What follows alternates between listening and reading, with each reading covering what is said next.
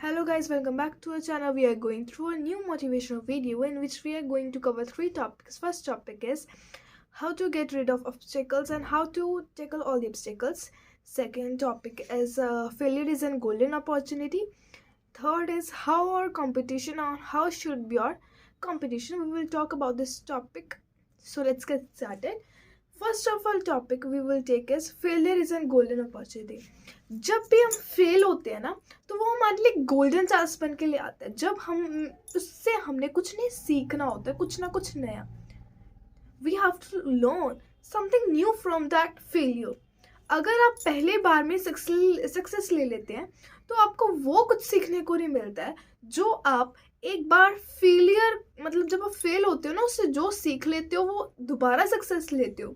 और जब आप सीधा सक्सेस लेते हो, जो फेलियर वाली सक्सेस है ना, फेलियर के बाद सक्सेस, उसमें आपको कुछ नॉलेज भी मिलती है, कुछ लेसन्स भी मिलते हैं.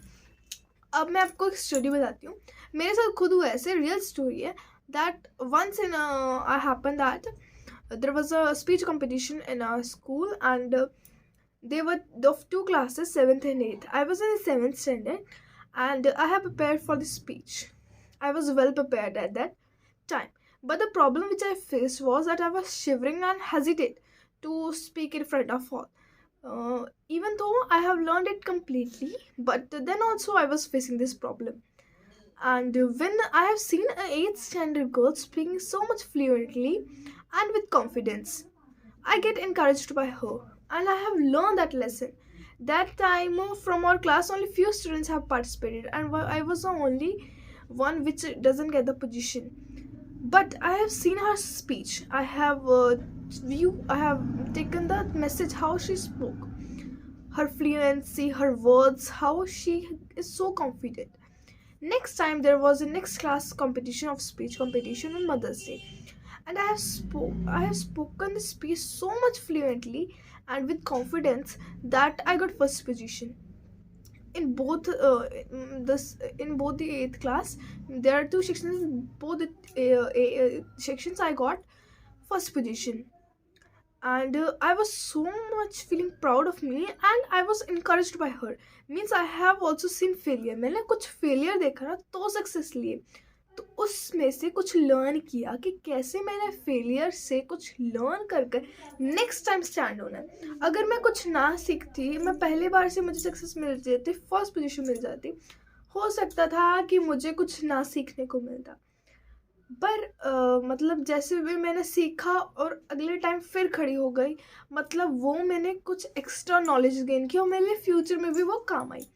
अब 9th स्टैंडर्ड में फिर स्पीच कंपटीशन हुआ और मे बी 8th और 9th थी, मुझे श्योर नहीं है. और उसमें क्या हुआ कि स्पीच कंपटीशन था, उस टाइम पे मैं प्रिपेयर्ड हुई अच्छे से, वही तरीके से मेरा कॉन्फिडेंस था, पर थोड़ा सा इस टाइम हुआ था. बट मैं फिर भी बोली और मेरी फर्स्ट पोजीशन आ गई, क्योंकि मैंने उस टाइम जो सीख लिया ना वो मेरे फ्यूचर में काम आ जाता. हो सकता था कि जब मैं पहले टाइम में सक्सेस ले लेती, मैं बाद में मेरे लिए ये काम नहीं आता. सो failure is an golden opportunity which gives us so much of knowledge. And उसके बाद क्या हुआ कि मेरा ना एक बार दीदी ना स्पीच बोल रहे थे स्कूल में और मेरा मन किया कि मैं भी अगर कहीं मतलब मैंने भी कुछ स्पीच बोली होती तो शायद मैं भी स्कूल में मतलब बोलती ना स्पीच. मेरा भी मन किया और God with God's grace and blessings what happened is that उस टाइम मैंने मुझे ना अपॉर्चुनिटी आई कि आपने स्पीच बहुत अच्छी बोली थी, आपकी स्पीच बहुत अच्छी थी, आपको स्कूल में स्पीच बोली है. And I was feeling so proud.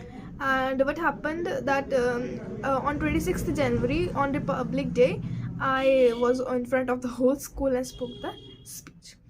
तो वो मैंने फेलियर से बहुत अच्छी नॉलेज ली. और अब जब 9th स्टैंडर्ड में थोड़ा सा हेजिटेट किया था, मैंने बताया था इतना भी नहीं, मतलब थोड़ा सा हो गई थी मैं, पर मैंने उतने कॉन्फिडेंस से बोला. तो क्या हुआ इस बार फिर 9th स्टैंडर्ड में हमारी फेयरवेल है. तो उस अपॉर्चुनिटी में मुझे शायद उस वजह से नहीं, क्योंकि मैं सबसे अच्छा ही बोली थी, बाकी बच्चों के कंपैरिजन में मेरी स्पीच काफ़ी अच्छी थी. तो मैम ने कुछ वजह से पता नहीं क्यों मुझे एमसी के लिए सिलेक्ट नहीं किया. बट अब मेरी यहाँ पर सेकंड टॉपिक स्टार्ट होता है, how to tackle the obstacle. अब मैं बहुत ज़्यादा ना, मतलब मैंने अपने दोनों टीचर्स, दोनों सेक्शन के टीचर्स को बहुत पहले ही बोल दिया था, मैम प्लीज़ मुझे बना देना, बट दोनों से किसी ने भी मुझे नहीं सिलेक्ट किया, जबकि उनको पता है कि मैं काफ़ी अच्छी स्पीच बोल लेती हूँ, फिर भी दोनों ने सिलेक्ट नहीं किया। And I feel so much depress at that time. तो मतलब मुझे बहुत मतलब गुस्सा भी आ रहा था और बहुत डिप्रेस्ड फील हो रहा था कि मैंने इतना प्रिपेयर किया, आगे बोली भी हुई है, इतना सब कुछ भी किया है, मतलब मैं इतना कॉन्फिडेंस के साथ बोली तो मेरा कोई फ़ायदा नहीं है। तो हो जाता है कभी कभी कि जो होता है, कुछ भी मैं नहीं कहती क्या होगा उनके मन में। तो मैंने कुछ सोचा, फिर मैं अपने एक मैम के पास भी गई और मम्मा से भी डिस्कस किया कि ऐसे ऐसे मेरे साथ हो। तो मेरे मैम बोले हैं कि मेरे मैम कहते मैंने भी पूरी फेयरवेल की स्पीच मैं लिखती हूँ, हर बार कोई भी स्कूल में स्पीच होती है, that she give the speech to the students and for the this book, but there is not a single chance when she spoke. और उस मैम ने मुझे कॉन्फिडेंस दिया। And my mama, I asked her, she said that no worries, there's 10th class, you have only spent it this year, however you are best, and why wouldn't you get the next time chance, and in 10th standard एक साल पढ़ा है अभी, you will absolutely get the chance, है ना। तो मम्मा ने भी मोटिवेट किया, तो थोड़ा सा मैंने बोल लिया मैम कि कुछ नहीं होता, अपने दिल पर नहीं लगानी, अगली बार आपको चांस मिल जाएगा। तो फिर भी अब देखते हैं, शायद अगली बार मुझे चांस मिल जाए। Third was that how should be your competition and मतलब how to competitors what type of competitors you should have. So you know that competition hard होगा उतने ही हमारे हार्ड जो है, जितना कंपटीशन हार्ड होगा उतनी ही आप प्रिपरेशन करोगे। अब मैं आपको एग्जांपल एक और देती हूँ। देर आर 20 स्टूडेंट्स, ठीक है, मैम को डांस में से कितने स्टूडेंट्स सिलेक्ट करने हैं, only and only 10। There are 20 students, 20 girls, and they have to give your audition, and ma'am has to select 10 students, and each one of is performing, and you are also preparing, and आपने से वो dance किया, ma'am ने select कर लिया आपको, ठीक है, आपको सिलेक्ट कर लिया। अब क्या होगा, उसने आपको सिलेक्ट कर लिया और आप जब जा रहे हो और 10 स्टूडेंट्स वो हैं जो सिलेक्ट हो गए, 10 स्टूडेंट्स वो हैं जो रिजेक्ट हो गए। अब देखो, जो 10 स्टूडेंट्स अच्छा कर रहे हैं उनमें से कोई बेस्ट होगा, अब होगा वो 10 स्टूडेंट्स जो रिजेक्ट हो गया उनमें से कोई बेस्ट होगा। सो मैं एक ये भी बात बताऊंगी कि रियल विनर कौन होता है।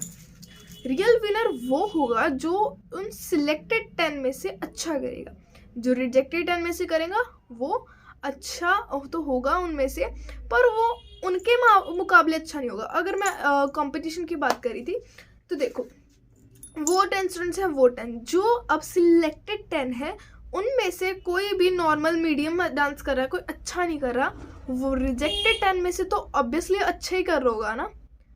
उनके बेस्ट जो उनका रिजेक्टेड में से वो कर रहा है, रिजेक्टेड में से सबसे अच्छा कर रहा है, वो जो सिलेक्टेड वाला मीडियम है उससे तो कम ही कर रहा है। तो अगर आपका कंपटीशन हार्ड होगा, आपकी प्रिपरेशन उतनी ही अच्छी होगी।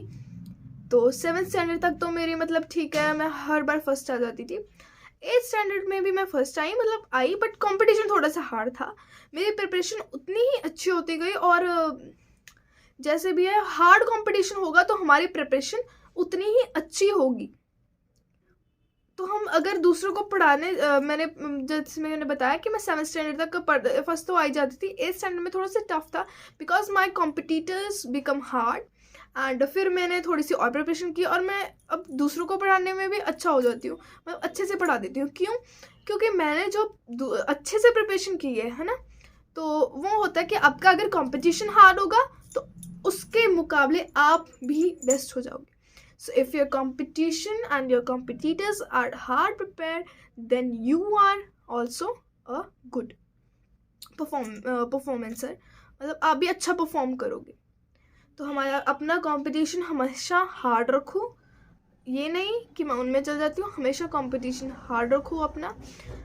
एंड ऑब्स्टिकल्स में जब भी ऑब्स्टिकल्स आती हैं, अपने एल्डर्स के साथ डिस्कस करो, किसी के साथ डिस्कस करो, उसके मन में ना रखो।